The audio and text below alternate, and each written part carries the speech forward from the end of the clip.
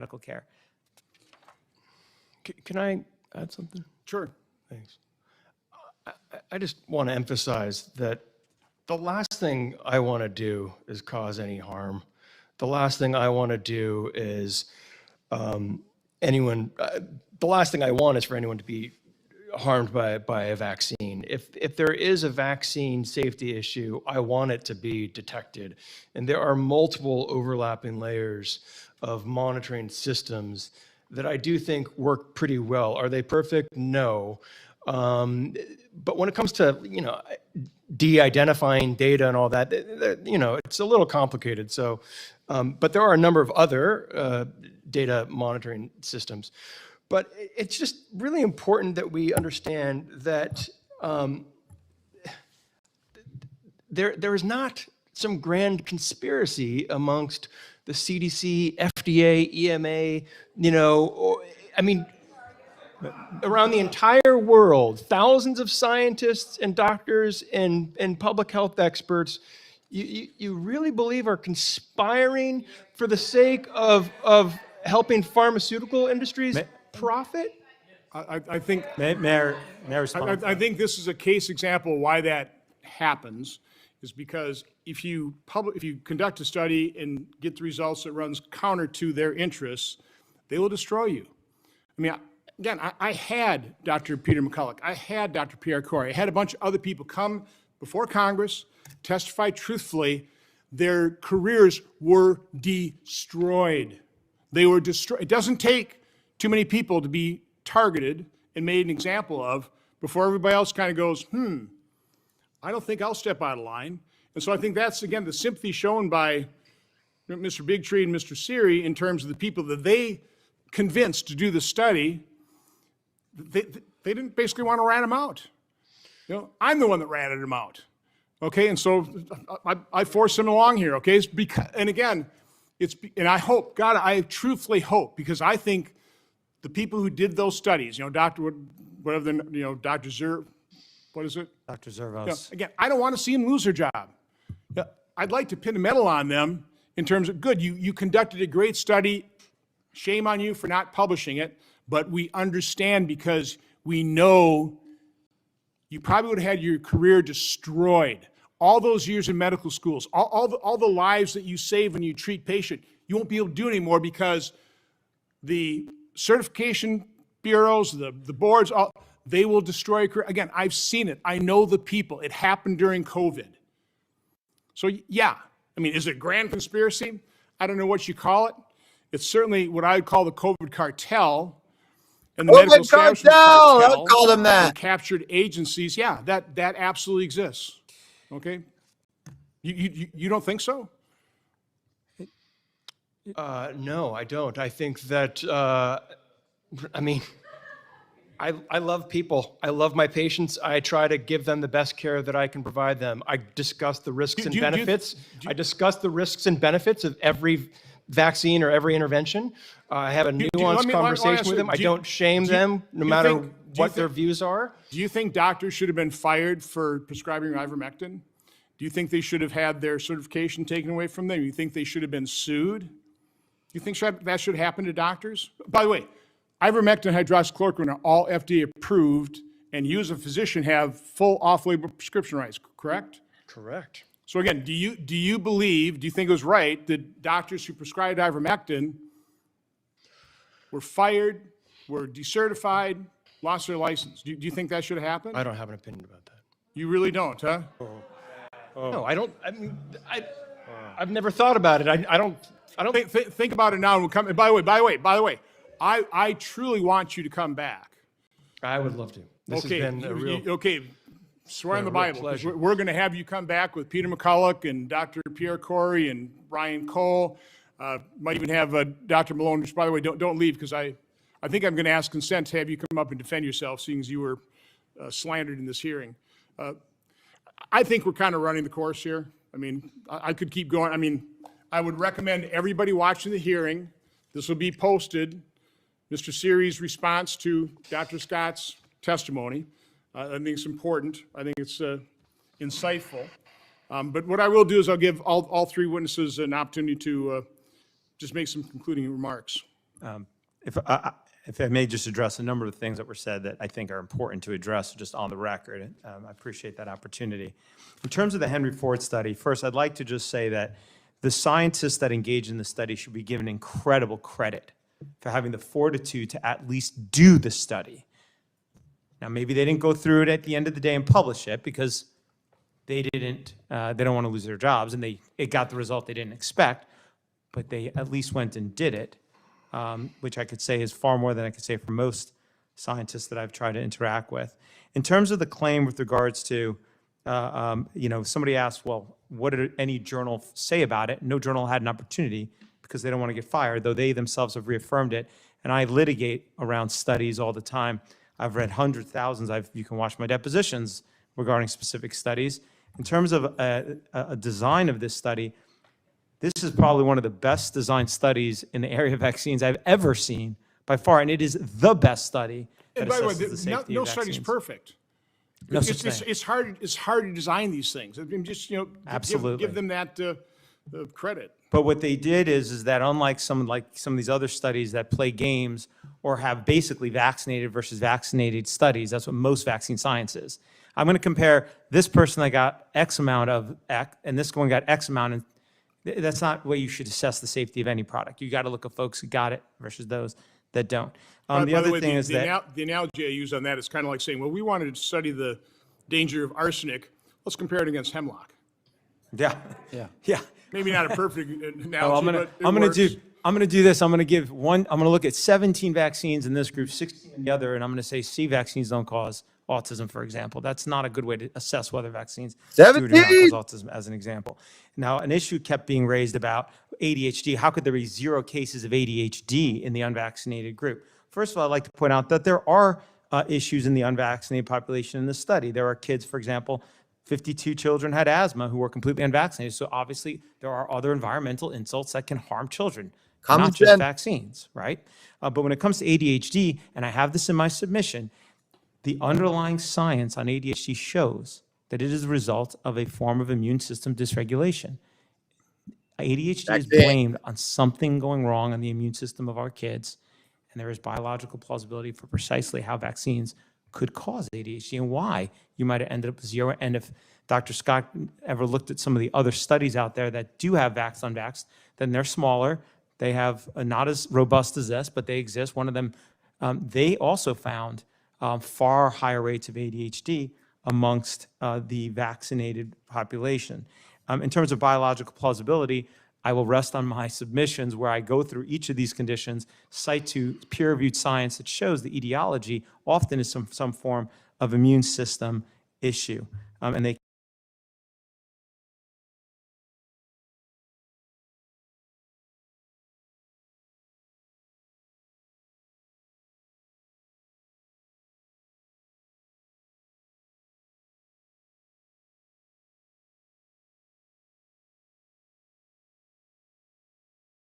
immune system related issues. On the autism piece, on the null hypothesis, yes, there was one case, there were 23 cases of autism in the vaccinated group. There was 1 case of autism in the unvaccinated group in this study. Back up until basically 2012, you could not diagnose and bill under the billing codes for ADHD and autism. You had to pick, okay? So most autism cases did end up in the ADHD category up until that time, because that's how the DSM-4 was structured at the time. The DSM-5 changed that system, and so there's probably a lot of the autism is probably within the ADHD category in this study, by the way. But putting that aside, that also, one is that you've lost those to the ADHD category, and then 2, if you don't have enough power, you can't reach a conclusion. The confidence interval crosses the one line on both sides. So it could be there's an increased risk, it could even be a decreased risk. This study just can't tell you, that's all. I think it's fair to say, you take a look at that Henry Ford study, it's not perfect, it's not necessarily determinative. What it says is, we ought to look at this more. Absolutely. We ought to take this seriously. I mean, it's pretty high probability that, heavy vaccination might lead to higher incidence of chronic illness. I mean, it says that. I mean, that seems to be indisputable. Whether you can't read the whole thing as everything is gospel and this is black and white. The world is gray. And you were accused earlier of being cherry picking that Commonwealth Fund study, though I will point out that is what Dr. Scott, and the only study he put in the United States for reducing COVID-19 vaccines. By the way, that's been quoted here in these hearings before this. I kept going, where are they recall getting that. this 3.2? What's that all about? Well, I found out, and like I said, did my own arithmetic. And I appreciate Dr. Scott's anecdotal experience with COVID, but that's not the way we make scientific decisions. We have to look at the data. And I think when you look at the data, all right, not on slogans, not on what people feel about these products, okay? I mean, he might be, I have no doubt Dr. Scott's a very nice guy. I don't know him. He might be a very nice I think he's gentleman. been a pretty good sport. And he's been a great sport, and he's endured a lot here today. He has probably not been exposed to a lot of this data and side information, and that's true of most doctors that I depose. I mean, your typical pediatrician and infectious disease doctor, when I depose them about vaccines, they know nothing. I mean, you put him through the ringer on COVID-19 vaccines, but that's not what he's trained to know. He doesn't. I've talked about this many times before that, and maybe I was muted on the other one because I was on the wrong tab, dang it. But that's Aaron Series. Shout out this patriot for all his courage and knowledge on the vaccines and stuff. The Senate hearing too. I was gonna add one more thing about that. Oh, that's what he was saying. I'll go back to it.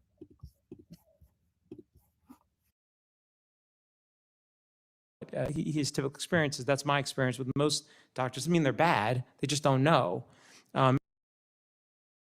Okay, sorry, I had to go from back one tab to next so you guys could hear this, but I was trying to say it earlier. I've said this many times, a PhD with an 8-year medical degree spends on average 4 hours total learning about vaccines.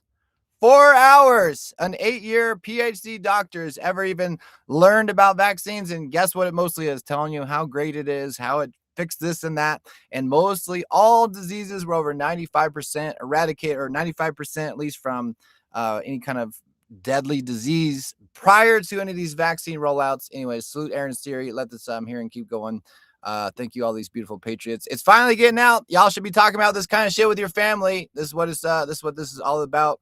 And anybody out there getting frustrated too, again, the Matrix stuff. You know, if you guys seen it, if y'all saw Blumenthal before, he just looked like an idiot. You know what I mean? Like all the people, and this other kid doesn't even know anything about the mRNA vaccines. They just look stupid, and like everything's crumbling. This is something to celebrate.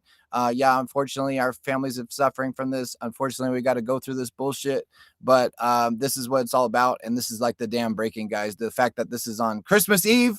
Remember when these assholes created the Federal Reserve on Christmas Eve? Now it's right back in their face. Everything they tried to do to defeat us, to kill us, we're going to throw it right back on them to defeat them. So y'all should be sharing this live everywhere if you don't mind, and start telling your friends and family about this shit if they ain't going to listen. We'll keep playing it.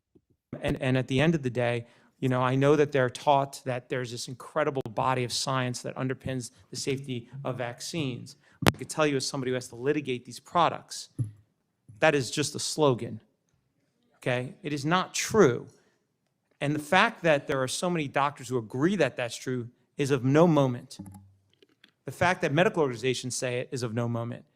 The only thing that matters is what the evidence itself actually shows. And you can crowdsource as many clinical trials as you want from around the world randomly, haphazardly on some Excel file list on the internet. But that does not change what the actual clinical trials were that were relied upon to license each child a vaccine. And when you look at each one of those, as we have done, as we need to do for our work, they are disturbing. They do not affirm the safety of these products. There is not a single routine injected childhood vaccine that was licensed based on a trial that affirmed its safety. Okay. Thank you, Mr. Rogers, or Mr. Siri. Mr. Rogers.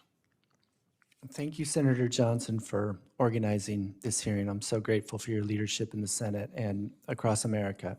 We're deeply indebted to you for your courage in the face of the wealthiest and most powerful industry in the history of the world. So let me explain how all this works. This is right in my wheelhouse. This is what I study. I follow the money. Autism is a political economy problem. These are all political economy problems. So let me explain how this works.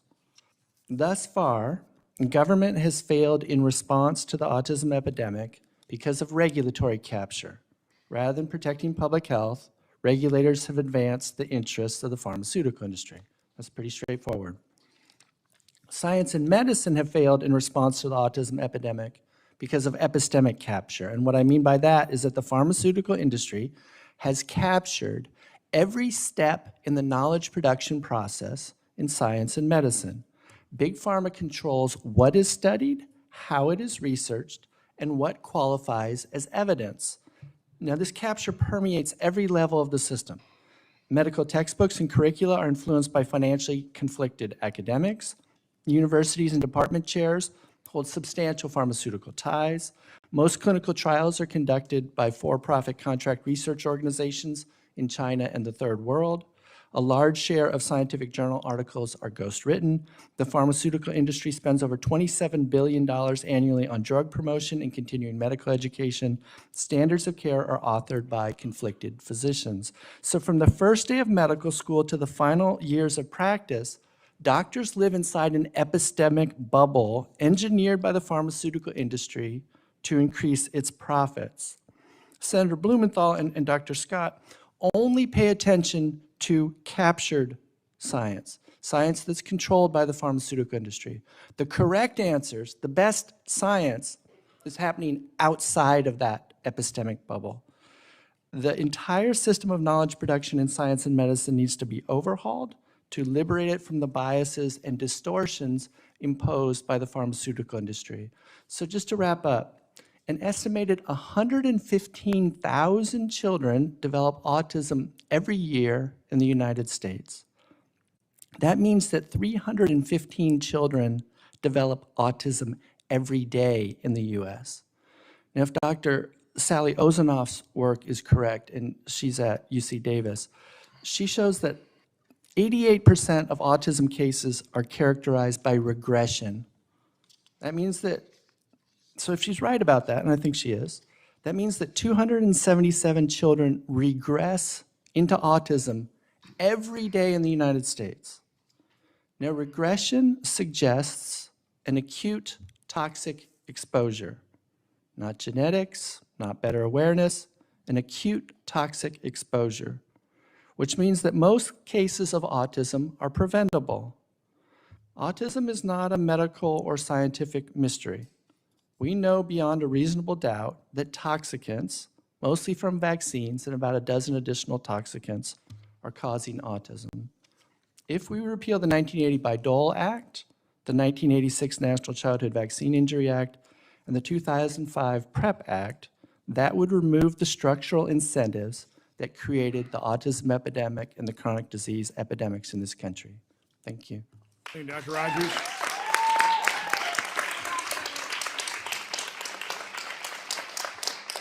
Pat, we'll give you the last word on this panel. And again, you've weathered the storm. You've been a good sport about this. Appreciate it. Thank you. And no, I appreciate debate. I do. I don't appreciate intimidation. Not that you are, but there has been a very alarming degree of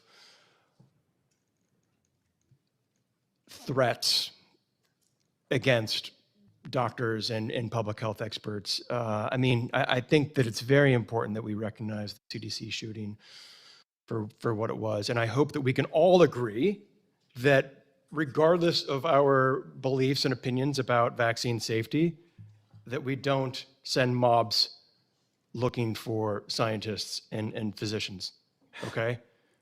Can we all please agree on that? We can agree that you shouldn't characterize those that don't want to vaccinate as violent. What's I can that? agree with that. I believe what you're trying to say is you're characterizing those who take issue with this product as violent, which is precisely what folks do when they don't agree with another person's position. They dehumanize them in that matter. So I don't agree on that score, but I, of course, abhor and always condemn violence from anybody. Yeah. So I certainly don't characterize people who have skepticism or whatever you want to call it. Okay. You're accusing them of you know exactly what you're accusing them of. I'm not referring to people who are skeptical of vaccines. I'm referring to people like Dr. Robert Malone. I'm referring to people like Toby Rogers, who implies that people like me should be executed. No, He- that's I think not he true. implied. That is completely false. I'll That ask is as his completely counsel for a false. second. He said there should be a trial. That's an opportunity to have evidence. That is not execution. That is a court proceeding, though I'm not acting as Mr. Rogers, Dr. Rogers' attorney at the moment. That's So 20 days after Officer Rose was killed at the CDC, leaving a young daughter and pregnant wife, Dr. Robert Malone, who currently sits on the ACIP and sitting behind me, posted on X to his 1 million followers, "We know Fauci is hiding out in Siena, Italy, but where in the world is Lena Wen and Rochelle Walensky? Inquiring minds want to know." A sitting ACIP member asking for officials' locations after targeted violence is not criticism. That's incitement. Johns Hopkins has documented that 57% of health departments reported harassment. JAMA published data on widespread physician threats. I myself received physician threats, and I imagine that those will go up after this. Many officials have resigned from their positions. CDC staff have described working in fear since the shooting. This is not scientific debate. That is intimidation, okay? And when someone advising CDC on vaccine policy asks where in the world officials are hiding after a deadly attack, that crosses every line. These are doctors and epidemiologists with families, not enemies of the state. And they deserve to work without fearing for their lives, okay? So that's one thing. Going back to the Henry Ford study, I would love to see more people look at this and analyze it, okay? So let's put it out there, all right? Well, that's better than your first position. Nothing on shouldn't be suppressed. So I don't know why it was hidden for so long. I've explained that, I think, numerous Okay. times. Yeah, I don't really buy that. But You don't buy that. You don't buy that. Let Dr. Scott make a statement. do you accept the study's null hypothesis, or sorry, null finding for autism? Absolutely. It had a null finding for autism. Clearly, that's what it found. 21, I mean, it was right there in the study. It said 23 cases of by the way, autism in the Mr. vaccinated, Siri one in the unvaccinated. Provided plausible explanation. Right, of that. so- And I explained exactly what it is, and it's exactly what it says. The data should say what the data says, and unfortunately, that's not what typically happens with vaccine science. Okay, good. All right. So I also just want to say that we should all take autism seriously, and we should all do everything we can to find the underlying cause, okay? If there is a link between an ingredient and vaccines, I want to know about it. Why don't we just start with looking at the safety of the whole schedule, which is what this study does. Mr. You've Siri, already let discounted. Dr. Scott I finish, apologize. please. I will also say that vaccines and autism has been studied more intensely, perhaps, than any other question in public health. There was a Danish study that followed 1.2 million children for 24 years, no autism link. There was a meta-analysis of 1.25 million children, no link. Sibling studies that control for genetics, no link. Denmark removed thimerosal in 1991. Thimerosal was, supposed to be the culprit, right? And then autism rates went up. The US removed it in 2003. Rates continue to rise. Autism is approximately 80% heritable and develops in utero. So the apparent timing with vaccines likely reflects when symptoms become noticeable, typically when children have scheduled visits. That's correlation, not causation. Every major health authority, national academies, CDC, WHO, Cochrane, has examined this evidence and reached the same conclusion. When independent research teams across different countries, populations, and decades consistently find no link, that is pretty convincing to me.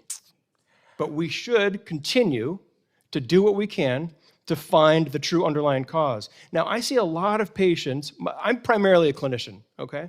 I don't know every study out there in the world, especially, animal studies on mRNA in the brain, okay? Laugh at me if you want. that's- Yeah. So, but I primarily see patients. And when I talk to them, I give them the best information that I have so that they can make the best decisions for themselves. I don't tell them to not to get a vaccine or not. I have honest conversations with them. And I think that it's important to note that a lot of the patients that I see come to me having been misdiagnosed with something. I see a lot of patients who have chronic fatigue and a number of other symptoms. I'm one of the few who's willing to see these people because A lot of other doctors aren't, to be honest. And I have deep respect and compassion for them. There are a number of people who suffer from conditions like autism, like chronic fatigue, and we do need to find the underlying cause. And we do not, I do not, dismiss those very serious issues, okay?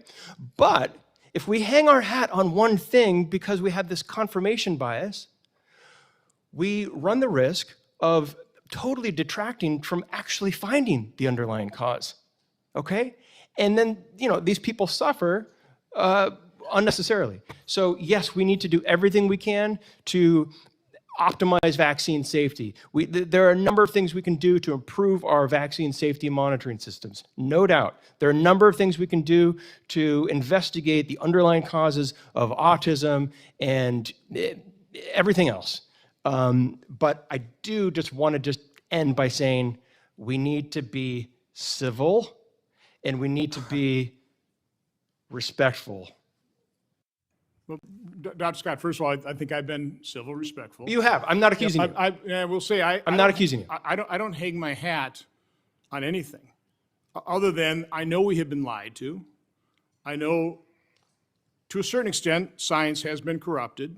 Okay, those things I just know because I've seen it. Okay, I do ask you one question, because kind of like Bobby Kennedy. I mean, I didn't come here to do this, okay? I mean, Bobby Kennedy was an environmental lawyer. He'd give talks.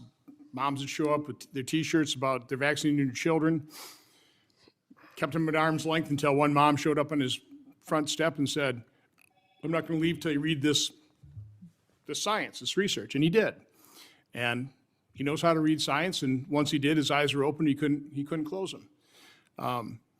Del Bigtree produced a documentary called Vaxxed, and they took it on the road. And they weren't expecting this, but everywhere they premiered this documentary, literally ended up being thousands of parents showed up to telling their story. We had, in our Hearing the Vaccine Injured, we had one of the moms who lost her child to SIDS. And in her SIDS support group, what all the parents were talking about were the vaccine.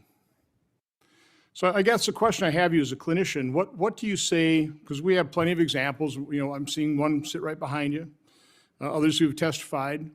What do you say to parents who had a perfectly healthy child at whatever age, 18 months, 2 years, whatever, take their child in, they get a vaccine or multiple vaccines, they come home, that child has a severe fever, seizures, never utters another word. Ends up being 20 years old, so frustrated. What do you say to those parents who have that? I know it's anecdotal. I know it doesn't prove causation, but what would you think? If you're a parent, perfectly healthy child, talking, developing great, vaccine, what do you say to those parents? Are they just making it up? Because that's what's being denied. That's what I've seen. As I've gotten involved in this, starting with the COVID injection injuries, they're still being denied because nobody wants to have to deal with it. Nobody wants to admit they're wrong if you're a doctor and you suggested that injection or these vaccines. You don't want to admit that maybe that wasn't right for that person.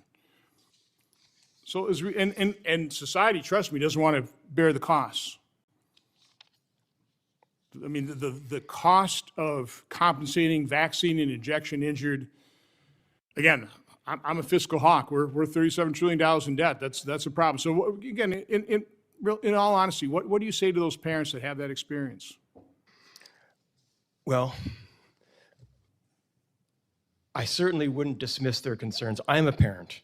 If one of my children, came home after having been vaccinated and, had a seizure, yeah, I would be concerned. And so I try everything, I truly sympathize with my patients, and I would truly sympathize with that parent. And I would try to understand, everything I could about that particular case.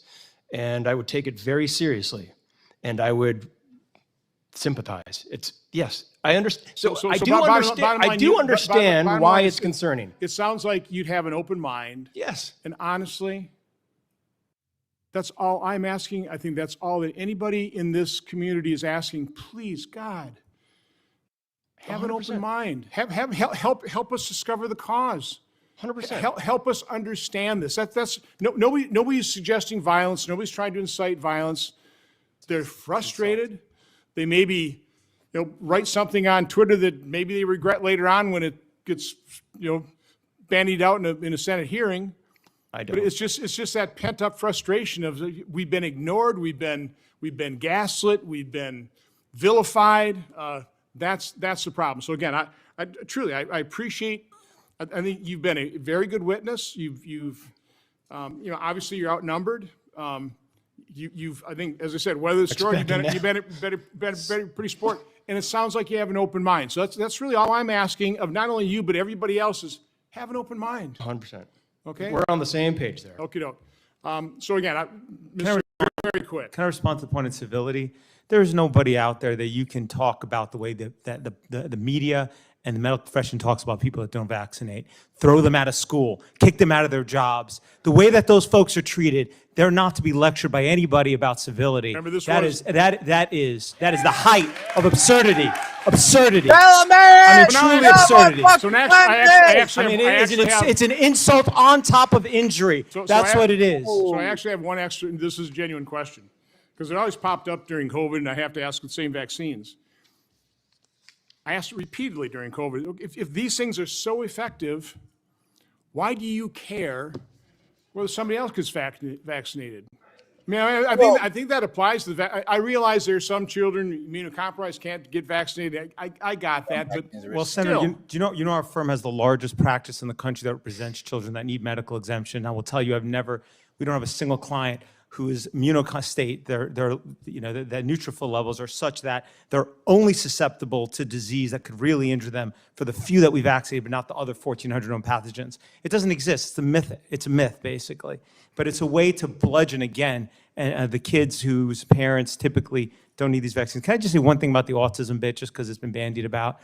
We sued the CDC for the studies that support that the vaccines given in the first month of life do not cause autism. We sued them because they wouldn't give it to us. We said, give us the studies that show the meningococcal vaccine, the polio vaccine, the Hep B vaccine, the Hib vaccine, and the Hep B vaccine. Those 5 vaccines don't cause autism.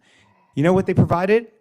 None. We sued them in federal court. They ended up in stipulated order. They gave us 20 studies. Not one of them has to do with those vaccines. They're all MMR or they're all thimerosal.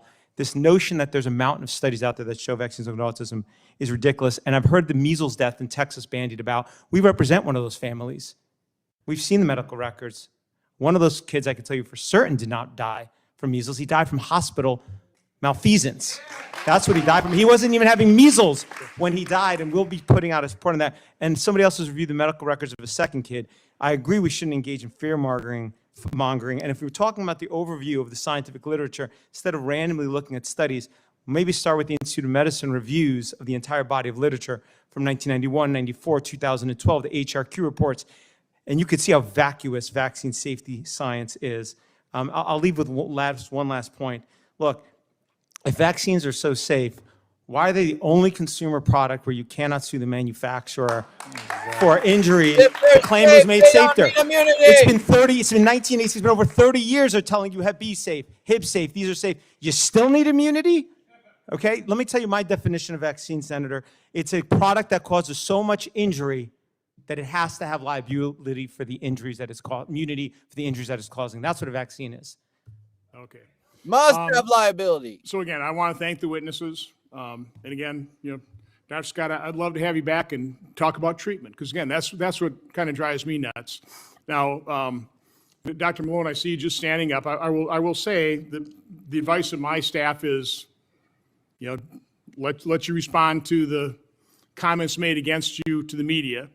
But if you want to, I mean, I'm going to ignore the advice of my staff here, but you'd have to be sworn in. If you want to come up here, I'll offer that opportunity. I'll dismiss the other panel. Mr. Scott, I'd like to say hello. My name is Hello. Dr. Robert Malone. I Nice to meet you. invented mRNA vaccines. I know the answers to all those questions that you don't have. Well, he's not here. So, Robert Malone! close out this hearing? You want to do it? Okay, Hey, I've been defamed twice. okay. Twice during this meeting. Okay, just hang on. I've got it, their committee rules.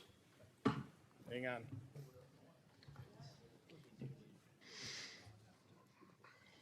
Robert Malone, take the chair, baby. Let's go. This is fucking wild. How about a Christmas By present, rule, motherfucker? we have to allow Senator Blumenthal to come back here, okay? So before I do any of this, we have to give him that opportunity.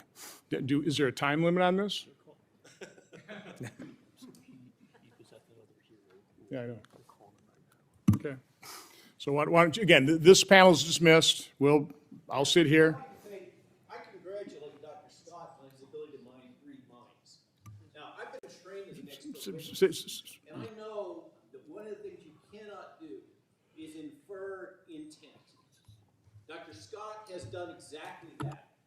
He has misconstrued what I said about Rochelle Walensky and about Lena Wynn. Yeah.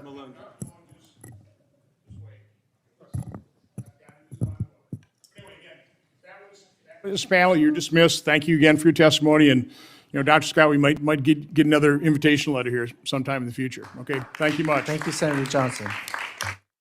I think Dr. Malone has been mentioned a couple times, and I think I've given him the opportunity to be sworn in and defend himself. So, Dr. Malone?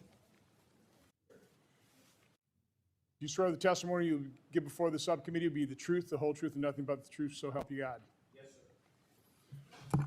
I'll let you make your statement.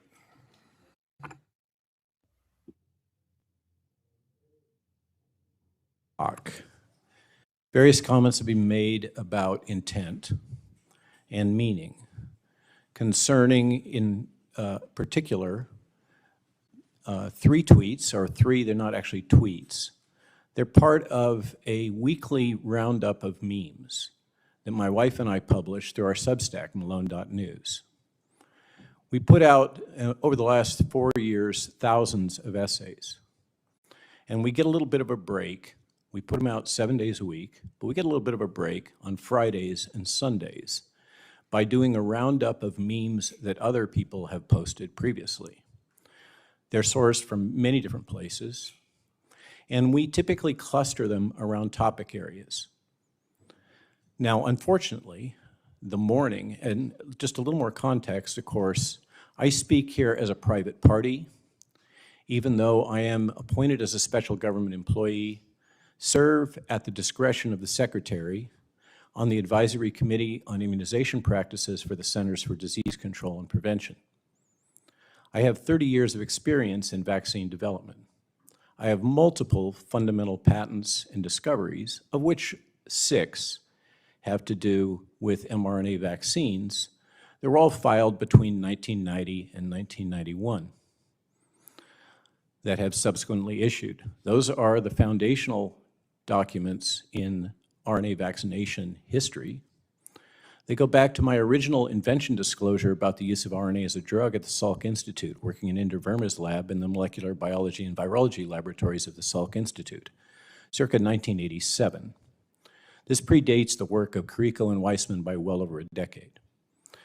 mRNA vaccines were reduced to practice at Vical in approximately 1991.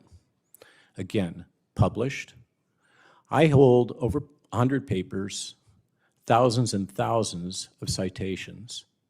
I'm recognized internationally for my work. And as I say, it goes far beyond mRNA vaccines. I've been asked to testify at the World Health Organization twice. I played a key role in bringing forward the new health, Public Health Agency of Canada vaccine for Ebola, and got it sold to the company Merck, because I believed Merck was the most appropriate firm to further develop that vaccine, and I helped get hundreds of millions of dollars of federal funding to support the development of that Ebola vaccine at Merck, which was subsequently licensed. I am a vaccinologist. I am an immunologist. I am trained as a pathologist. I taught in medical school pathology for decades. But when I spoke about medical ethics early on in the COVID crisis, and the fact that coercion, compulsion, and enticement were not consistent with the norms of medical ethics, a discipline that I've been trained in extensively because I do clinical research, that led to my being asked to comment about the technology for RNA vaccination, having developed it. And that led to an incredible wave of hate and blacklisting and defamation. Now, among those were many articles from, say, the New York Times, the Washington Post, Atlantic Monthly, Business Insider, et cetera, et cetera. But the consequence of this was that my consulting business that had been operating for over 20 years was destroyed. It's not the first time that I've been a whistleblower and had my profession destroyed. Unlike some of these folks, as physicians that were unwilling to speak out, I have spoken out. I spoke out in particular about the death that occurred at UPenn, having to do with Jesse Gelsinger and the use of adenovirus vectored gene therapy. And when I did that, I destroyed my academic career, which is why I transitioned to working primarily with the US Army, particularly working in biodefense. I have many friends within the biodefense sector, have worked in there for years, have secret clearance from the Department of Defense, have been involved in virtually every major biodefense vaccine product that has been developed for the US military. But I destroyed, again, my consulting business by speaking out about what I was observing, particularly about the bioethics of the mandates, the coercion and enticement that occurred. And since then, I've had to find some way to make a living.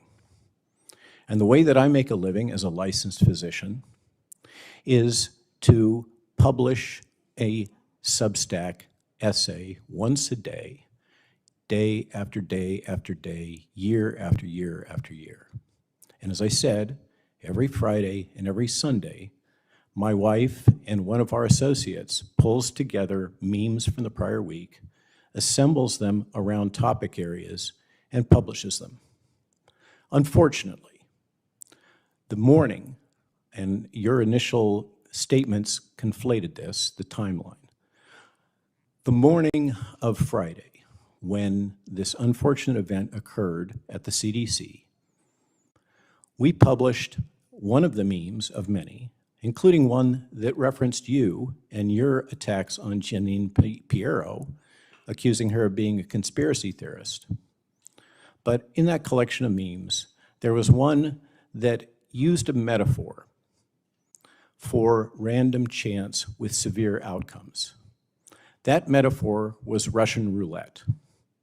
Russian roulette is a metaphor. It is just like any form of roulette, only it has a very severe outcome. And that particular meme meant to make a point that when you have a random event with a severe outcome, it can appear statistically to be inconsequential, but in fact, it has a major impact. Hence, the chamber with one bullet in a revolver and the statement that 5 out of 6 would agree that Russian roulette is safe. It is a metaphor. It is not a violent indication. It had no indication of any weapon being pointed at anybody. Then on the following Sunday, after the event that occurred approximately 5 p.m. at the CDC, and I concur with you and have expressed as a member of the ACIP to CDC my deep regret about what transpired. But the following Sunday, 2 of the memes in the collection referenced Elizabeth Warren's statement that one doesn't need 20 rounds to be a hunter. If you need 20 rounds, you're not a good hunter.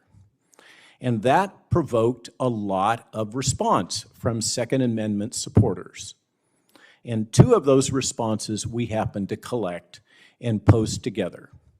One of them specifically referenced the senator and made a statement, the meme went, well, she's saying if you need 20 rounds to be a hunter, you're not a very good hunter. And the response was, if you need to disarm the population, then you're not a very good governor.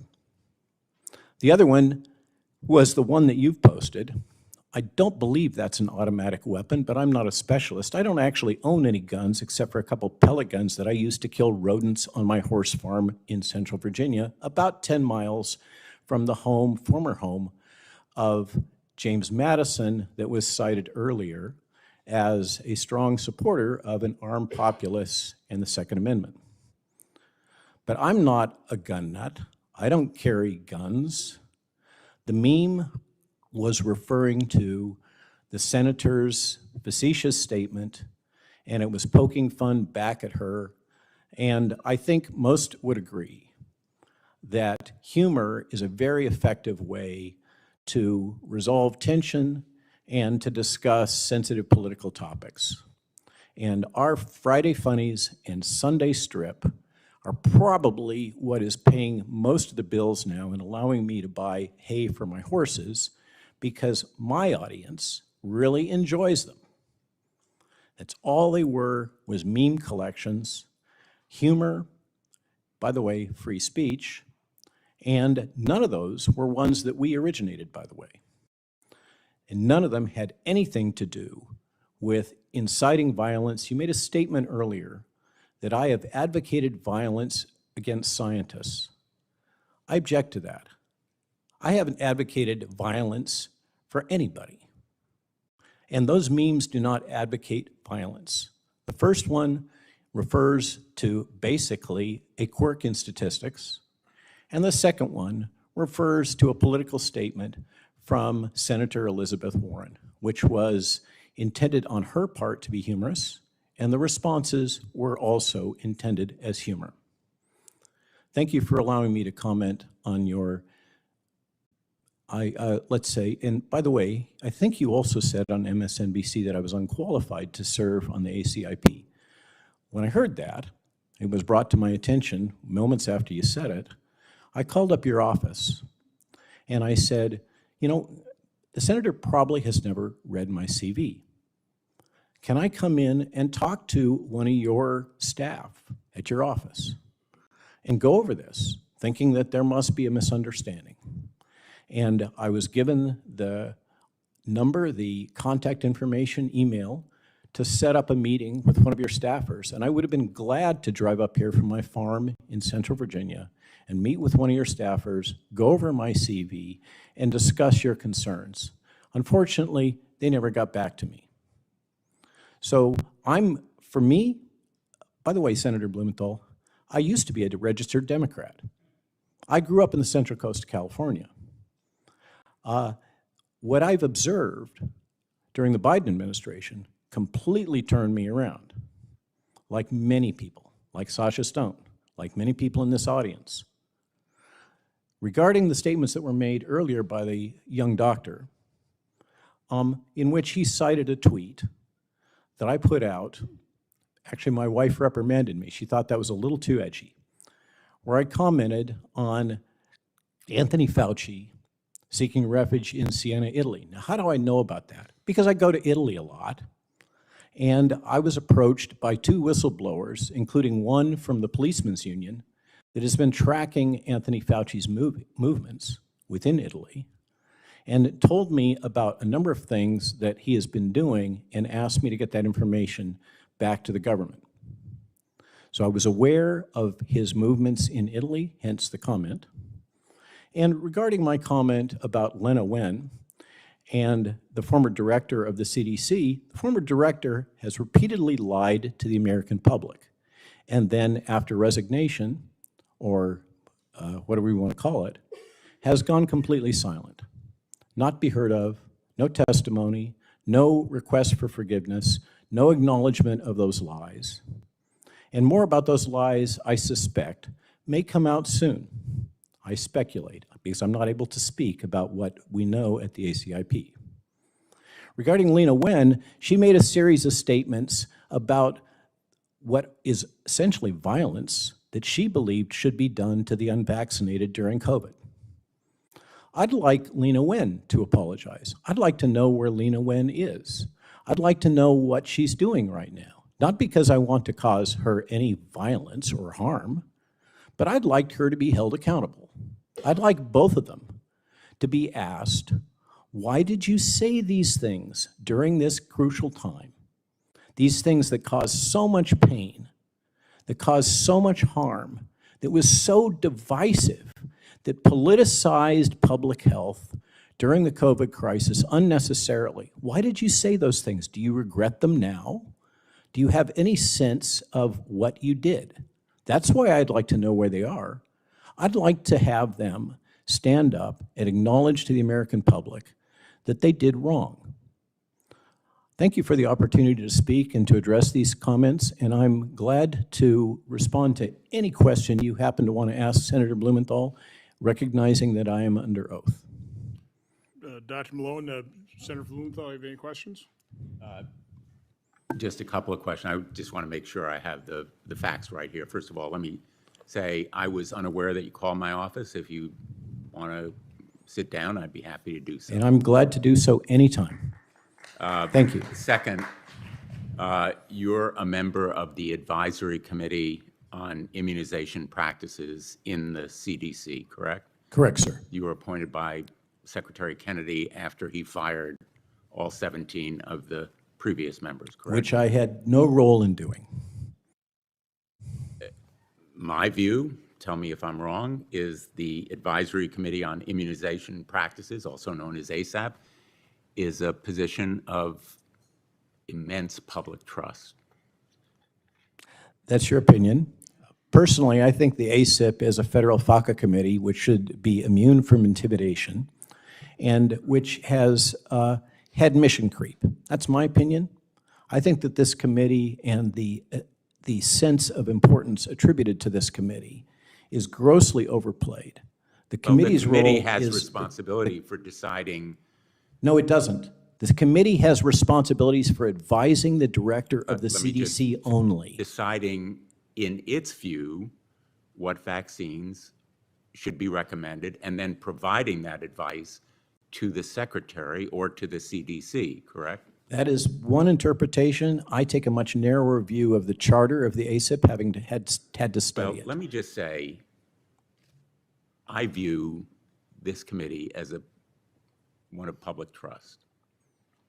I view it as seriously responsible for providing advice to the secretary, and that's the reason why he wanted you there.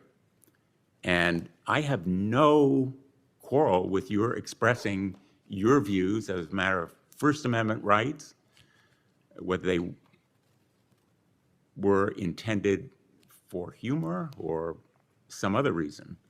But in a position of public trust, you have a responsibility to consider the practical effect of your words beyond just your personal consideration. And you may have a First Amendment right to say what you wish, and you do.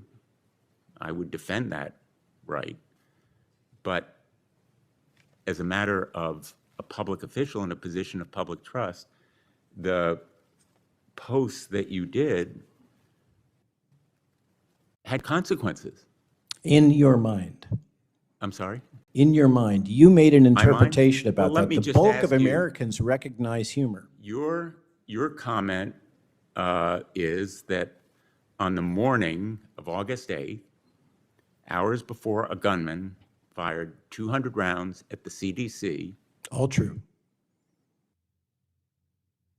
you put up a post with a gun, and we had it here. Yes, it was posted. You shared it with us at the beginning of the meeting.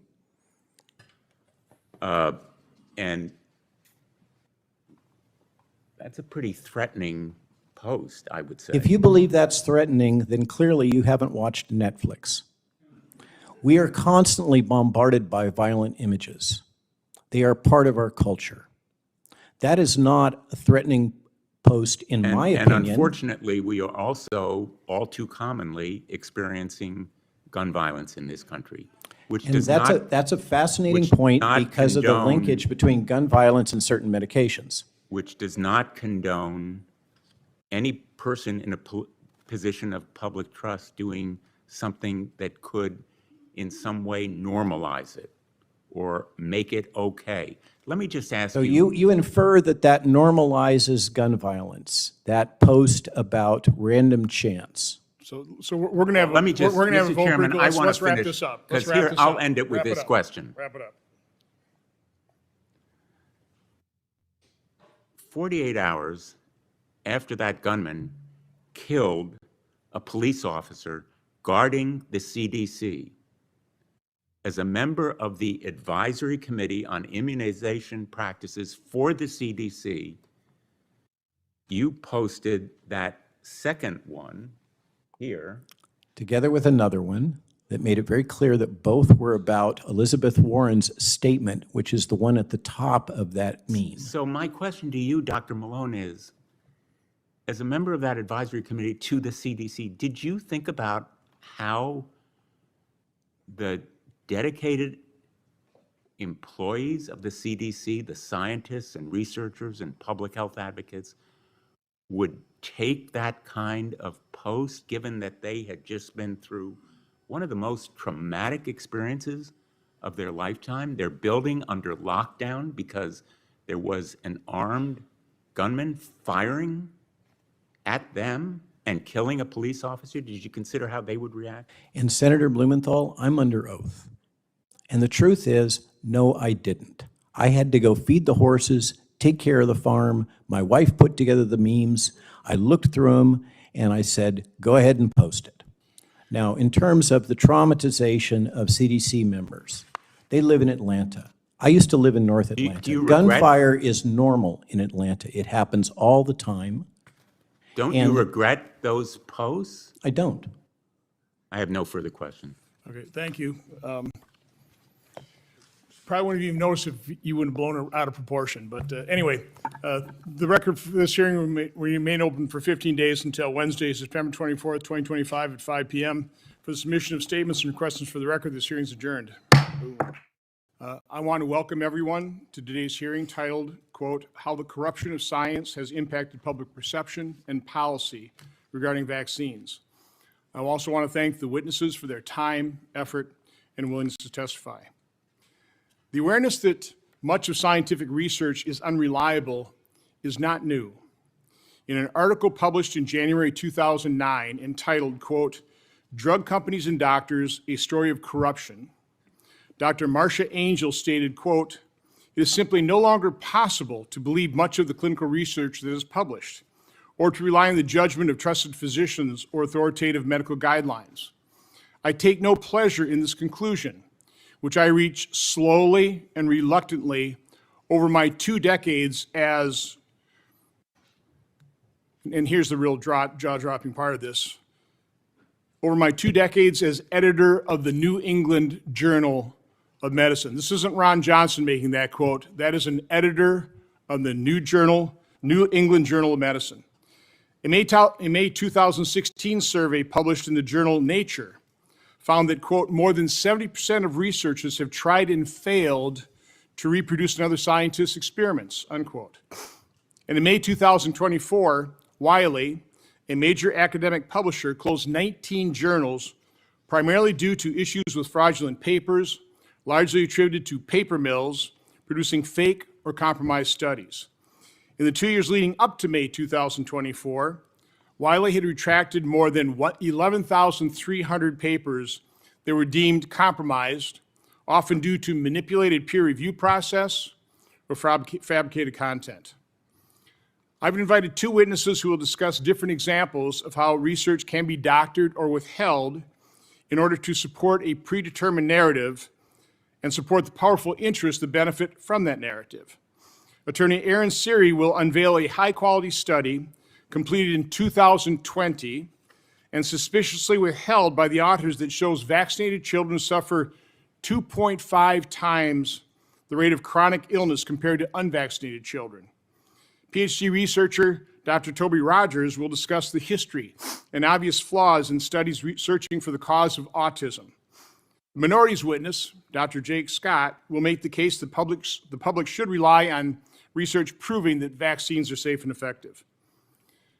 Concurrent with our first hearing, we released a report showing federal health agencies were aware that a safety signal did exist for myocarditis associated with the mRNA injection and hid that fact from the public. Our second hearing allowed witnesses who have been impacted by vaccine injuries and fatal infectious diseases to tell their stories.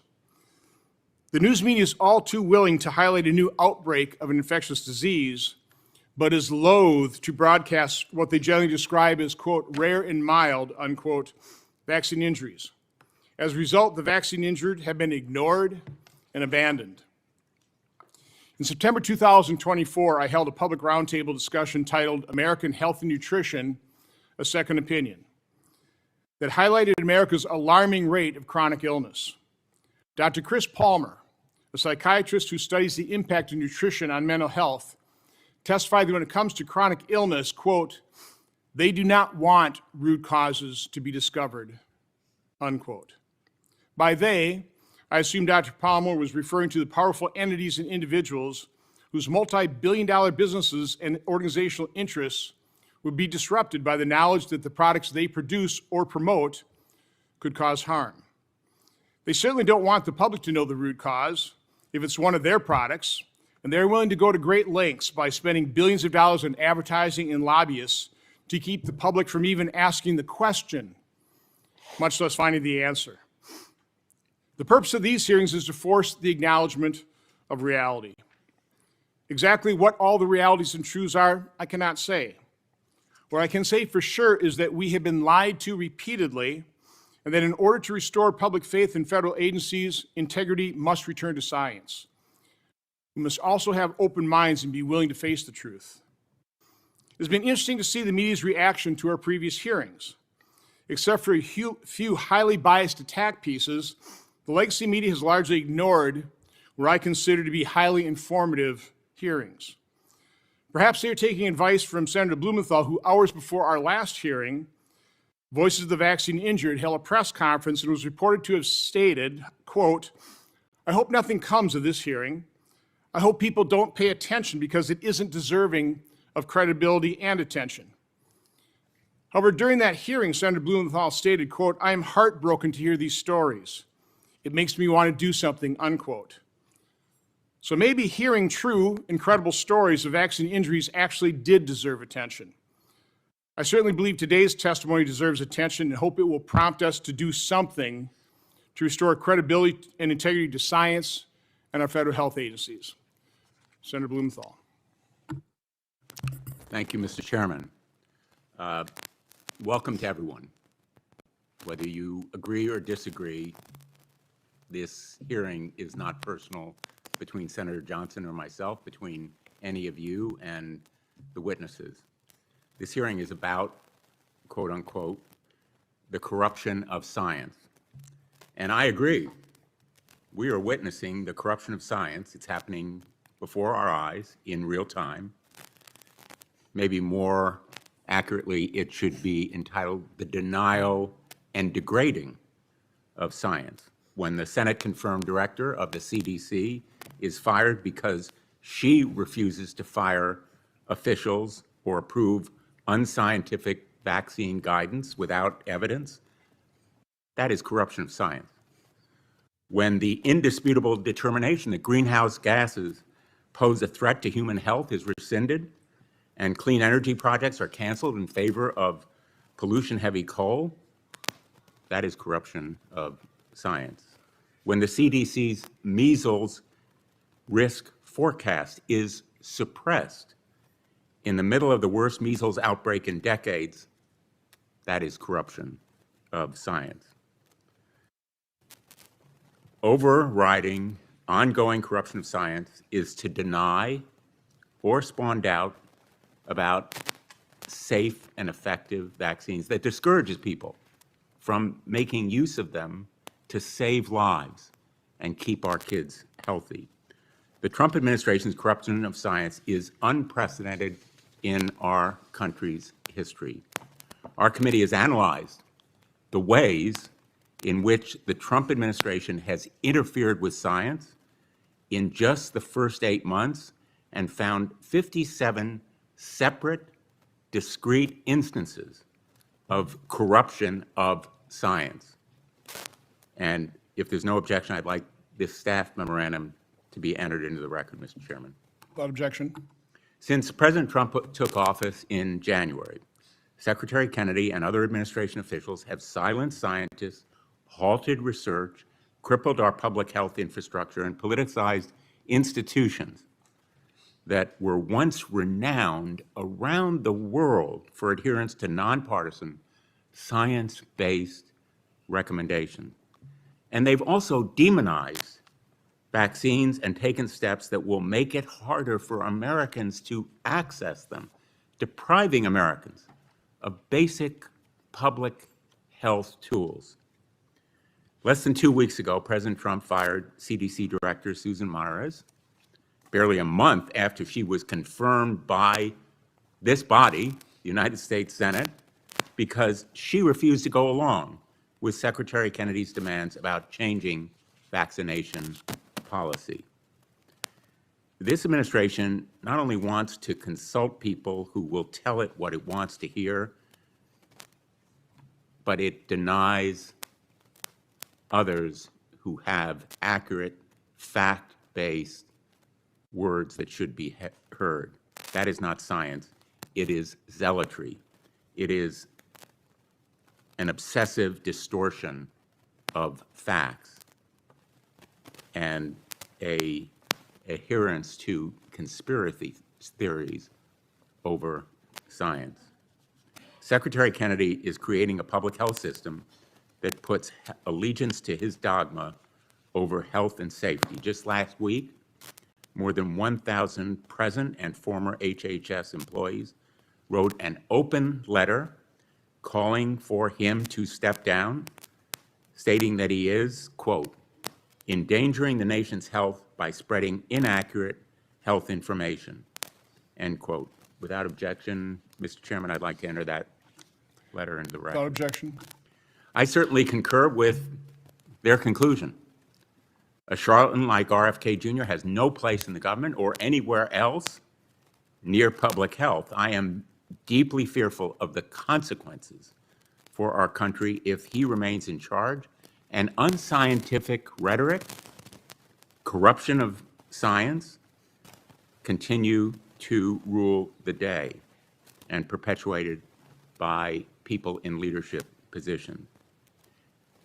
So I have some questions. How many preventable diseases will become out of control because people cannot or will be discouraged from getting vaccines? How many advances in science and medicine will we miss out on because the NIH is cut in funding and research is impeded? How many public health workers will lose their jobs? Public health workers who could save lives and health. I deeply fear for the future of public health in this country because of the corruption of science. On August 8th, the gunman fired nearly 200 rounds of ammunition into the CDC's headquarters in Atlanta, allegedly over his anger about the COVID-19 vaccine. One heroic police officer tragically lost his life. Dr. Robert Malone, one of the new members of the Advisory Committee on Immunization, or ACIP, appointed by Secretary Kennedy after he fired all of the sitting members, made multiple statements that appear to threaten violence against scientists and public officials before and after that shooting. This is an image that Dr. Malone posted. This image, just hours before the shooting, a revolver loaded with a single bullet and the words, quote, 5 out of 6 scientists have proven that Russian roulette is harmless, This was apparently not enough for Dr. Malone, because less than 48 hours after the shooting had occurred, he posted several other violent images, including one apparently threatening politicians, and one seen here with an image of an automatic weapon with the words, quote, "The Second Amendment was not written in case the deer turn against us." I wrote to Secretary Kennedy in the wake of these posts and demanded that he fire Dr. Malone. I would like my letter of August 13th to Secretary Kennedy be entered in the record if there's no objection. Without objection. Chairman Johnson, I would ask you to join me in my demand that Dr. Malone be fired. Violence and violent rhetoric should not be tolerated. That is corruption of science. Rhetoric has consequences. Misinformation has consequences. And the failure to respect real science will deprive all Americans of treatments and cures. And before my time is up, Mr. Chairman, I want to acknowledge the study that will be discussed by the majority at this hearing. Citing the fact that one deeply flawed study was not published as evidence of a cover-up ignores the thousands of others contradicting its findings. In fact, as you probably know, there have been 3,000 published studies of vaccines, 1,000 since 2020, showing vaccines are safe and effective. The estimate is that thousands of lives have been saved by vaccines and illnesses prevented. I'm looking forward to hearing from Dr. Jake Scott, an infectious disease specialist from Stanford, by the way, the only doctor on this panel, and why no reputable journal would or should publish that study. It pains me, frankly, it pains me that unscientific studies like this one are being promoted in this committee purporting to be scientific fact. And I fear that this kind of hearing will only undermine our already shaken public health system. But in the meantime, I want to thank all of the public health workers at the federal and state level who continue to do your job day in and day out, despite the discouraging atmosphere here in Washington, and in some cases, despite these kinds of intolerable threats that should merit the firing of Dr. Malone. Thank you, Mr. Chairman. I think you see there's a slight difference of opinion here on the panel. I would ask that we enter into the record the study Impact of Childhood Vaccination on Short and Long-Term Chronic Health Outcomes in Children, a both birth cohort study by the Henry Ford Health System in Detroit, Michigan. Ask that be entered in the record without objection. I would also ask that we actually have Dr. Malone in the audience today, and we'll see whether, what opportunity we afford him to defend himself. But in the meantime, I would ask that his basically resume, his CV, be entered in the record as well, because Senator Blumenthal has termed him unqualified for the position, which I completely disagree with. Here's his CV. You might even take a copy. It is the tradition of this committee to swear in witnesses, so will you all three rise and raise your right hand? Do you swear the testimony you will give before this committee will be the truth, the whole truth, and nothing but the truth, so help you God? Thank you. This ought to be an interesting discussion.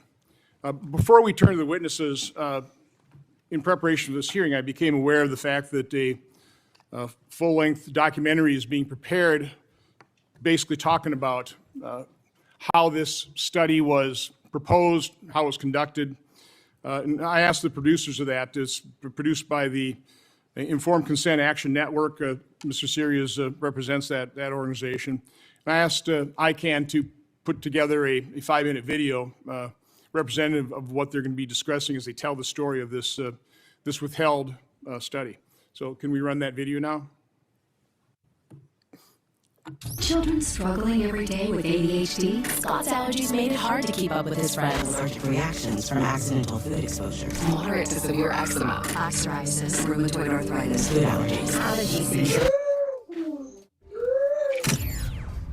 The health of American children is in crisis. More than 40% of American children now have at least one chronic health condition. Autoimmune disease like rheumatoid arthritis, juvenile diabetes, lupus, Crohn's disease, all this IBS. Just a few decades ago, 1 in 10,000 children had autism. Today, it's 1 in 31. ADD, ADHD, speech and language, tics, Tourette syndrome, narcolepsy, sleep disorders. There's no way in the world these kind of rapid increases in the incidence of disease could be genetic. Genetic change takes generations, centuries to play out. What the heck is happening? What is happening? Chronic disease has gone from 12.8% in our children in the 1980s to over 54% of our kids now. That's the greatest decline in human health that's ever been recorded. And people will say, how do you know it's not the pesticides sprayed all over our crops or the hormones in our beef or plastics or forever chemicals? But when we're talking about an autoimmune disease crisis, which is what's happening in America, shouldn't we look closest at the one product that's designed to alter our immune system for life? And we don't just inject it 1 time or 2 times or 10 times or 15 times or 20 times or 50 times. 72 times we are altering the immune system for our children with our vaccine program. There'd be one easy study to rule it out. Compare vaccinated children to completely unvaccinated children. But we don't know because they've never done the study. The CDC's responsibility to do those studies, and they've been ordered again and again and again to do them, and they have refused. This is information that vaccine safety advocates want, and I'm not sure why it hasn't been done. What we would need is a scientist that the CDC could trust. There would have to be a passionately pro-vaccine, highly accredited group of scientists willing to do a super robust, retrospective, vaccinated versus unvaccinated comparative study. As fate would have it, Del Med, the head of infectious disease at Henry Ford Health System, Marcus Zervos. Dr. Zervos is the perfect epidemiologist for the study. He's incredibly pro-vaccine, and he's also used to being in high-profile cases because he was at the center of the Flint, Michigan water investigation. Dr. Zervos only agreed to do this study to prove us wrong. Del and I thought that was an excellent opportunity. We only had one request. Whatever the outcome, you publish it. And he said, whatever the results, they get published. Would he stick to that promise if the results show that unvaccinated kids are healthier? Didn't know.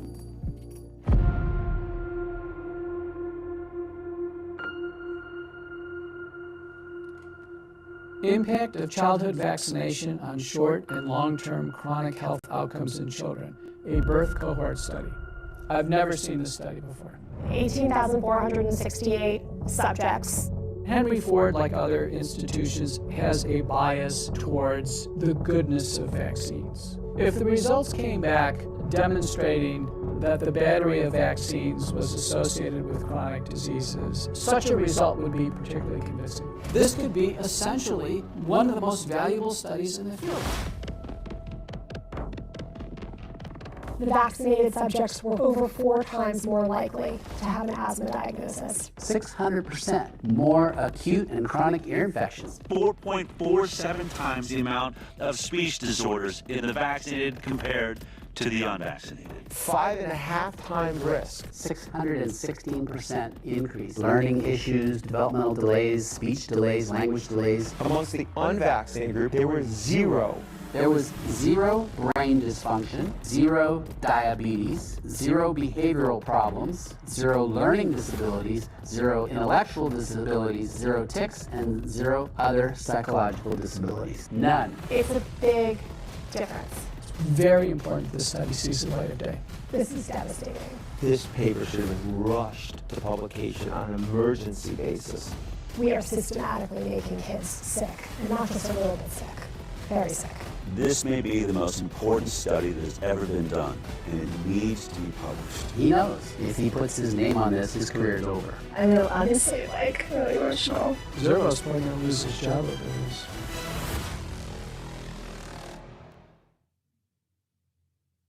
Our first witness is Mr. Aaron Seary. Mr. Seary is a managing partner of Seary and Glimstad with over 85 professionals. He's handled numerous high-profile cases involving challenges to medical mandates, restoring exemptions, agency transparency, including forcing FDA to release the COVID-19 vaccine licensure documents and deposing immunologists, infectious disease doctors, and vaccinologists. Mr. Seary. Thank you, Senator. Leading up to 2013, the Institute of Medicine was commissioned by the United States Department of Health and Human Services to review the entire body of existing scientific literature to assess the safety of the CDC's childhood schedule as a whole. HHS paid the IOM to do that. After the IOM engaged in that task with a panel of multidisciplinary scientists, it concluded, quote, "The studies designed to examine the long-term effects of the cumulative number of vaccines or other aspects of the immunization schedule have not been conducted, end quote. That's the Institute of Medicine's finding after reviewing the entire body of scientific literature. Meaning the IOM could not find studies comparing, as you would do to study the safety of a product, an exposed group, meaning kids that got vaccines, the childhood schedule, with unvaccinated children, kids who got no vaccines, which is what you would need to assess the safety of the schedule. Lacking evidence to support safety, the best the IOM can conclude was, quote, "There is no evidence that the schedule is not safe," end quote. This, of course, also means the IOM cannot find evidence to conclude that the schedule is safe. The IOM report did say it is, quote, "possible to make the comparison," meaning through vaccinated and unvaccinated children, "through analyses of patient information contained in large databases such as the Vaccine Safety Data Link," end quote, which used to be housed at the CDC. But to date, the government has still not conducted this comparison. By the way, the CDC published a white paper in 2015 on how to do that study. Has it been done? I don't know. Has it been published? No. In 2017, one of our clients, Senator Johnson said earlier, the Informed Consent Action Network, wanted to see this exact study of comparing vaccinated versus unvaccinated children. As the trailer you just watched noted, Del Bigtree, ICANN's CEO, had met Dr. Marcus Service at one point, who was the head of infectious disease at Henry Ford Medical Center. And he agreed to meet and to potentially do the study. He is conducts clinical trials for vaccines, including for the Moderna COVID-19 vaccine. He's avowedly pro-vaccine. And when we met him, we argued that this was an opportunity to shut the anti-vaxxers up about their claim that unvaccinated children are healthier. To our surprise, Dr. Zerva said he would conduct the study. He recruited a chief epidemiologist and 2 statisticians within Henry Ford to do so. These were mainstream scientists who no doubt held orthodox views regarding vaccines. In early 2020, I received a copy of the study. It showed the results of the analysis comparing children enrolled in Henry Ford from 2000 to 2016 from birth onward who had no vaccines compared to those who had 1 or more vaccines. This study was based on actual medical records. Meaning, finally, a large vaccinated versus unvaccinated study using health data from a major United States health institution, something, as the IOM pointed out, never existed before. The study began by explaining it set out to reduce vaccine hesitancy by assuring parents the CDC vaccine schedule is safe. Instead, what these researchers found was that vaccinated children had 4.29 times the rate of asthma, 3.03 times the rate of atopic disease, 5.96 times the rate of autoimmune disease, and 5.53 times the rate of neurodevelopmental disorders, which included 3.28 times the rate of developmental delay and 4.47 times the rate of speech disorder. All of these findings were statistically significant. There was also other conditions for which there were numerous cases in the vaccinated group, but 0 in the unvaccinated group. Hence, a rate cannot be calculated, including brain dysfunction, ADHD, learning disabilities, intellectual disabilities, and tics. For example, there were 262 cases of ADHD in the vaccinated group, and there were none in the unvaccinated group. In this study, there were around 16,000 kids in the vaccinated group, by the way, and around 2,000 in the unvaccinated group. So the rate, of course, between those is important, and that's what the study compared. These findings were troubling, including because these chronic health issues can be caused by immune system dysregulation, and vaccines can cause immune system dysregulation. Citations for this are in my written submission. Overall, the study found that after 10 years, 17% of the unvaccinated children had a chronic health issue, while 57% of the vaccinated children had at least one chronic health issue, often multiple. That's 17 versus 57%. The only real problem with this study and why it didn't get submitted for publication is that its findings did not fit the belief and the policy that vaccines are safe. Had it found vaccinated children were healthier, it no doubt would have been published immediately. But because it found the opposite, it was shoved in a drawer.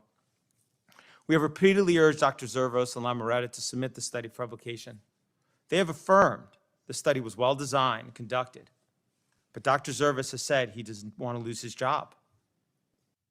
And Dr. Lamoretta has said she does not want to make doctors uncomfortable.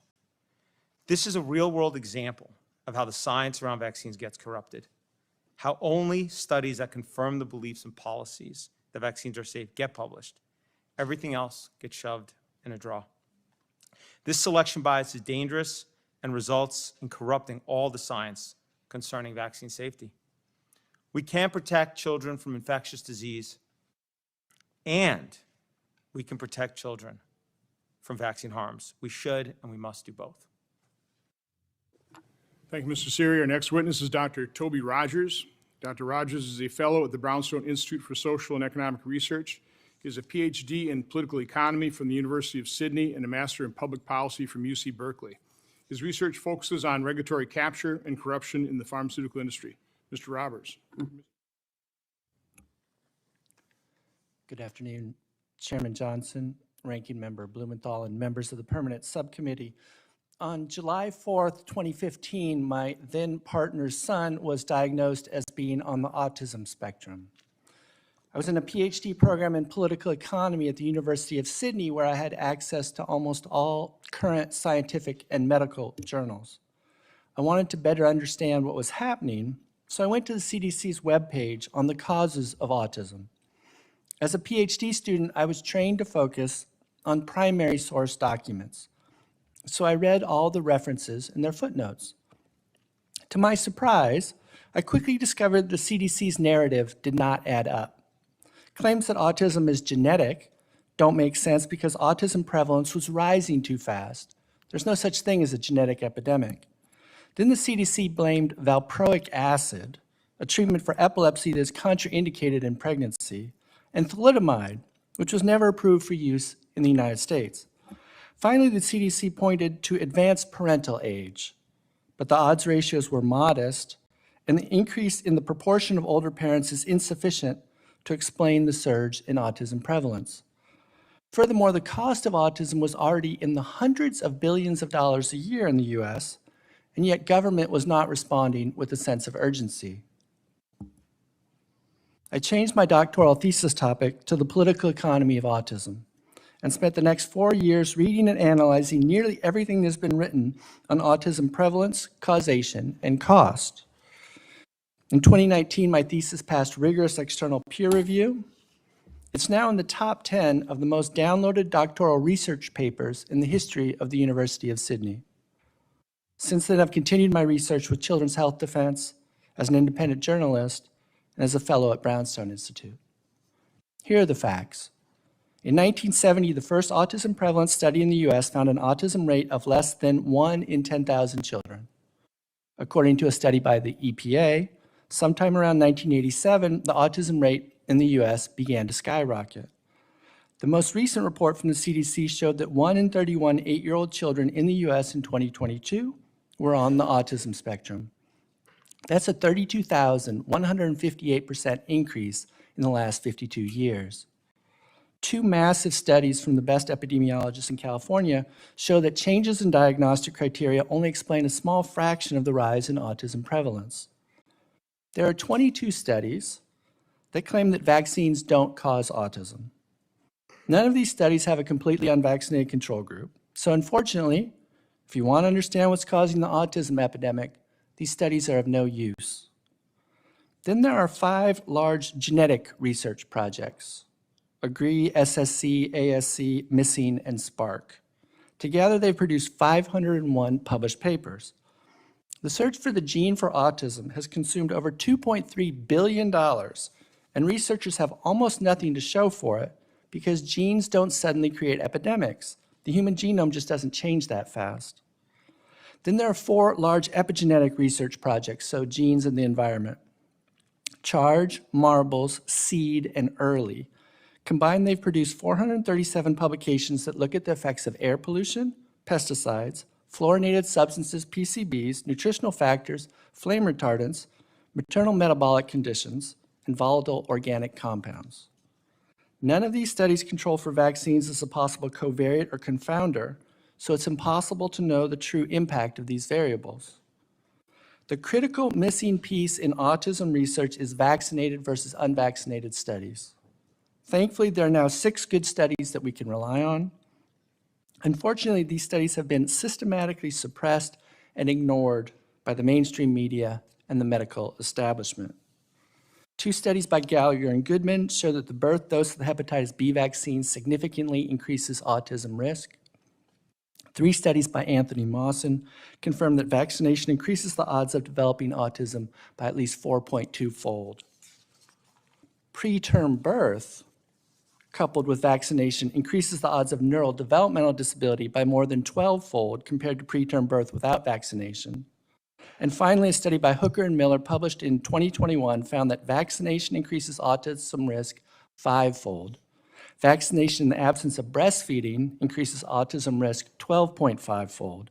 Vaccination in addition to C-section birth increases autism risk 18.7-fold.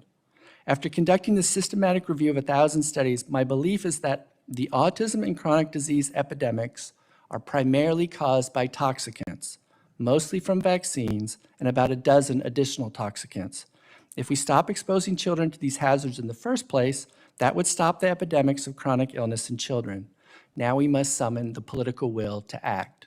Thank you.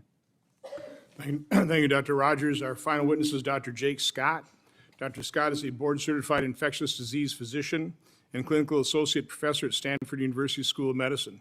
He attended the University of Vermont College of Medicine. He currently provides inpatient and outpatient care for general infectious diseases. Dr. Scott. Chairman Johnson, Ranking Member Blumenthal, and members of the subcommittee, thank you sincerely for the opportunity to testify. It is a true privilege to be here. My name is Jake Scott, and I'm an infectious diseases physician at Stanford. I've spent my career treating patients and evaluating medical evidence with a focus on vaccine safety and efficacy. I have no financial conflicts of interest. My vaccine research is either self-funded or supported by Stanford University. Since April, I've co-led an international team building what we believe is the most comprehensive database of vaccine trials ever assembled. We set out to answer a fundamental question: what does the complete trial record actually show about vaccine testing? We've cataloged 1,088 randomized control trials from 1941 to 2025, involving over 10.5 million participants. Every entry is publicly verifiable through PubMed links. The entire database is openly accessible. Anyone with internet access can verify our findings. This is what transparency looks like. Our findings directly refute false claims about vaccine testing. We documented 661 trials using inert placebo controls with saline, sterile water, or other biologically inactive substances. Of these, 503 involved antigens that routine childhood vaccines are based on. Most importantly, we confirmed that all 16 antigens routinely recommended for children have been studied in placebo-controlled trials. Every single one. The claim that childhood vaccines haven't been tested against placebos is demonstrably false. I'm also a senior researcher on a systematic review analyzing respiratory virus immunizations published over the last 2 years. 590 studies from over 17,000 identified references that we screened through the Vaccine Integrity Project. Our safety monitoring systems work. They detected intussusception with RotaShield in 1 in 10,000. The vaccine was withdrawn. They caught Johnson & Johnson blood clots at 3 per million. When early myocarditis reports emerged, CDC proactively alerted clinicians to enhance surveillance before the signal was confirmed. Within weeks, the risk was quantified, communicated, and incorporated into guidance. These systems detect events as rare as 1 in a million doses. The unpublished Henry Ford analysis being presented today is fundamentally flawed by design. Unlike our publicly accessible database, this study remained hidden from peer review after 5 years. The core problem, vaccinated children had twice the follow-up time, substantially more healthcare visits than unvaccinated children. When diagnoses require doctor visits, children seeing doctors more often will inevitably have more recorded conditions. This is classic detection bias that inflates risk estimates without reflecting true health differences. The study reports 0 ADHD cases among thousands of unvaccinated children. How is that possible? With a national prevalence at 11%, that's highly unlikely unless conditions went undiagnosed.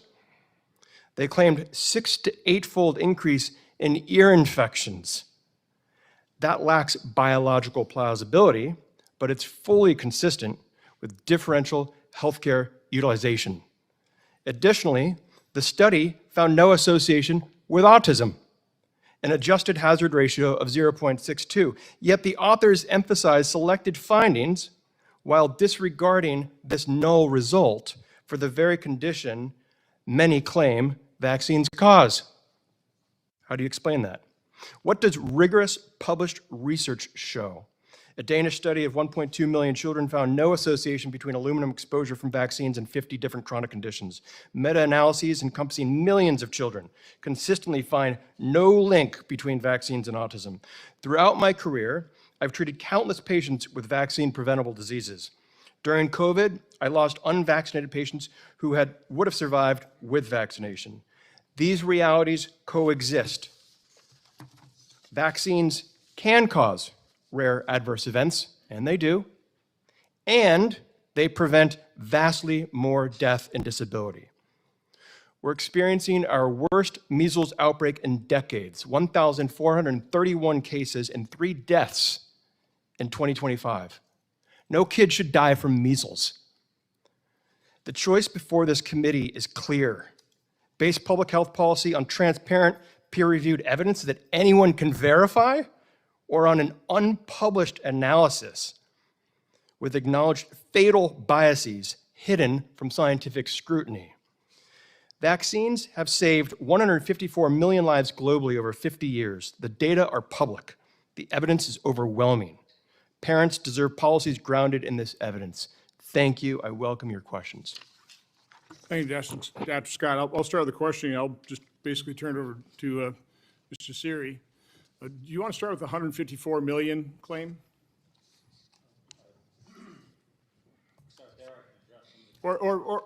But we had the ranking member, and we also had Dr. Scott say that the Henry Ford study was highly flawed by design. Do you want to maybe start there and defend the Henry Ford study? Whatever you would like, Senator, I'm happy to do that, yes.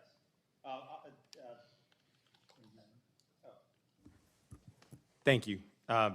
Happy to start wherever you'd like.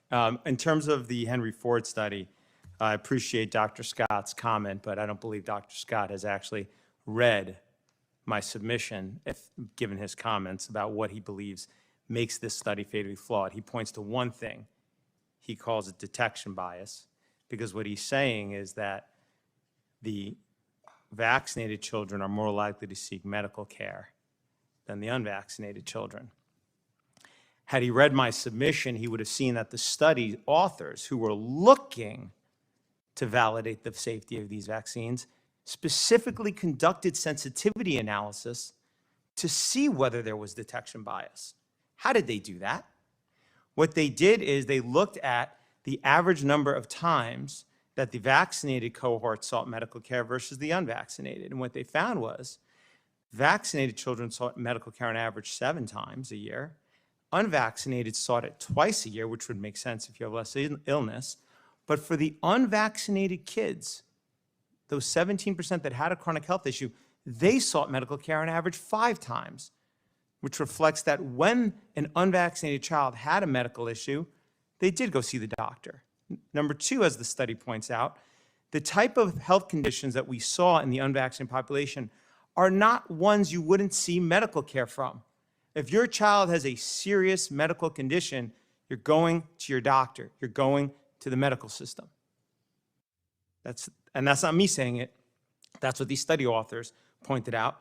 Also, to further validate their findings, they even reran their study to remove any child that didn't seek any medical care. So essentially, they removed the healthiest unvaccinated children, another sensitivity analysis they did, and they still found the statistically significant outcome that that I discussed earlier.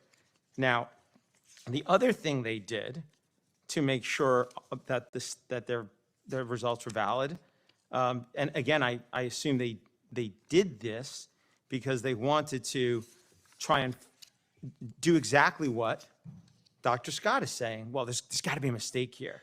It can't be that this is true. And so the other thing that they did is they conducted a sensitivity analysis whereby they removed any children from the study that weren't in the Henry Ford system from birth onward for at least 5 years, thinking, okay, well, maybe we, got it wrong because the unvaccinated kids, had an average duration of less time. But so by doing that, we're only going to look at kids who were in there for at least 5 years. And what they found was, consistent with the findings, affirming the findings, the risk ratio of chronic disease amongst the vaccinated went up, not down. They also did that sensitivity analysis at 3 years and at 1 year. And each time they still found the vaccinated children a statistically significant increased rate of chronic health issues. They also used cancer as a control, assuming, well, there's no reason vaccines should cause cancer, and they didn't find a statistically significant outcome. So the issue that Dr. Scott points to in a study, which, by the way, he's labeling fundamentally flawed, there was enough information in my submission to have understood what I just said. He actually said it was flawed by design. You know the study authors of this thing that the people conducted. Do you believe these are professionals that would design a study by design to make it flawed, to give a result that vaccinated children suffered chronic illness 2.5 times? I mean, that's basically what Dr. Scott is saying to the authors of this Henry Ford study. I mean, I think from the perspective of the establishment, this study is flawed because it's actually designed to detect safety. It's actually designed to reach a conclusion on safety. That's what makes it flawed. It's not like the aluminum study that Dr. Scott pointed to, which he called, rigorous. Let me, so you can get down to the weeds very quickly, and you have to, quite honest. Yes. This is true. But let's pull it back a little bit. I heard for the first time during the RFK Jr. hearing that there's been a study that vaccines have saved 154 million lives. You have a somewhat interesting take on that. Do you want to talk a bit about that scientific gem? Absolutely. Absolutely. I think the claim about 154 million lives saved is it actually is the epitome of the corruption of science. It reflects the corruption of science in action. While this Henry Ford study, for example, is based on actual data, medical records, the immunization registry, and look carefully at it, this study is just based on guesswork and assumptions. It is a study published by the WHO.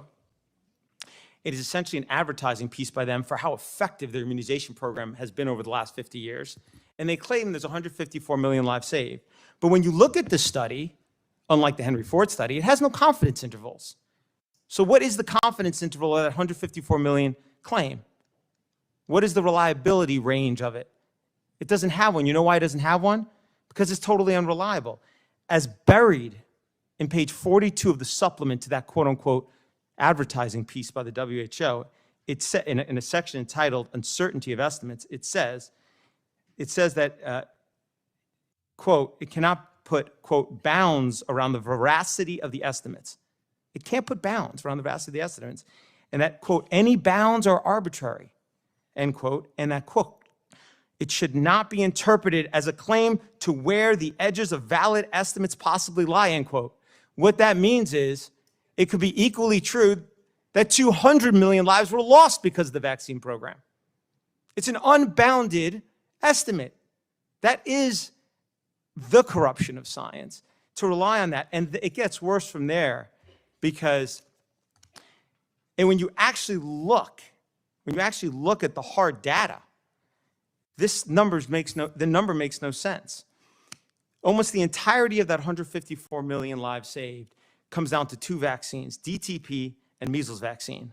Well, as laid out thoroughly in my submission, the studies that look at DTP vaccine show that it causes more mortality, far more mortality, than lives saved. While it may reduce deaths from diphtheria, tetanus, and pertussis, the studies show numerous rate the kids. The seminal study showed that the kids who got DTP died at 10 times the rate, 10 times the rate than kids who did not get that vaccine. And that is, I'll give the PubMed number, it's 5360569.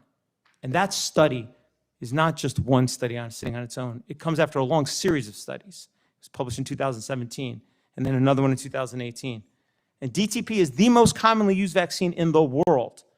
That's what the science, based on hard data, that has confidence intervals, shows. Not this WHO advertising report with no confidence intervals.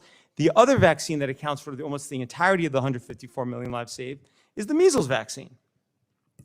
The study assumes, I guess to its credit, that 60% of that decline was from other factors, and 40% of the decline in measles mortality was from the vaccine.